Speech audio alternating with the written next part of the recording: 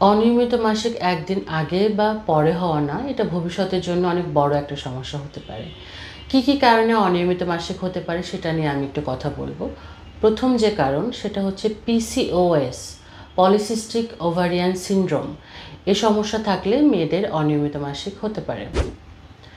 যদি ঘুমের সমস্যা হয়, ঘুম ঠিক মতো না হয় বা টেনশনে থাকেন, স্ট্রেস থাকে, সেক্ষেত্রেও অনিয়মিত মাসিক হতে পারে। থাইরয়েডের যদি কোনো সমস্যা থাকে, থাইরয়েডের সমস্যার কারণেও মেয়েদের অনিয়মিত মাসিক হয়ে থাকে।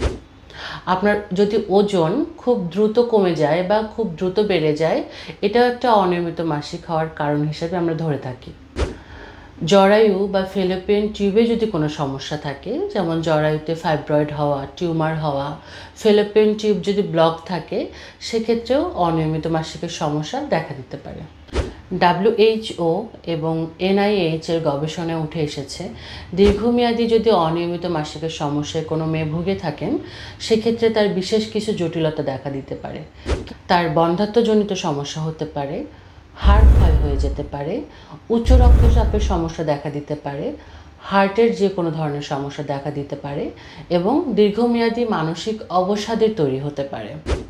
অনেক কারণেই হতে পারে অনিয়মিত মাসিক। সমাধানটা জানতে হবে আমাদের। কি কি সমাধান? ন্যাচারালি কি করতে হবে, আমাদের কি নিয়মকানুন ফলো করতে হবে সেটা আমি একটু বলি। যেন অনিয়মিত মাসিক না হয় সেজন্য মাসিক চার্টটা আমাদের ঠিক রাখতে হবে। আমাদের কোনো একটা ক্যালকুলেশন করতে হবে। আপনি ফোনে লিখে রাখতে পারেন, ক্যালেন্ডারে লিখে রাখতে পারেন, যেন আপনার মনে থাকে। দ্বিতীয় হচ্ছে মানসিক চাপ বা স্ট্রেস কমাতে হবে। ঘুম যেন ঠিকমতো হয় সেদিকে নজর রাখতে হবে। প্রসেস ফুড বা চিনি জাতীয় খাবার এড়িয়ে চলতে হবে এবং প্রতিদিন ব্যায়াম করতে হবে এবং ঘুমাতে হবে ঠিকমতো, পানি খেতে হবে ঠিকমতো, পুষ্টিকর খাবার খেতে হবে, যেটাতে আপনার শরীরে রক্ত চলাচলটা বৃদ্ধি হবে, রক্ত উৎপাদন বাড়বে। আপনার শরীর সুস্থ থাকলে এই সমস্যাগুলোর সমাধান ইজিলি করা সম্ভব।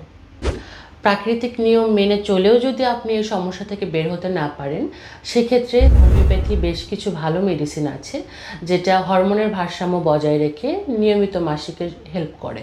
কি কি ধরনের মেডিসিন আমি কয়েকটা নাম বলবো, তবে অবশ্যই ডক্টরের পরামর্শ অনুযায়ী আপনাকে ওষুধগুলো খেতে হবে, নিজে নিজে খাবেন না, সেক্ষেত্রে হিতে বিপরীত হতে পারে।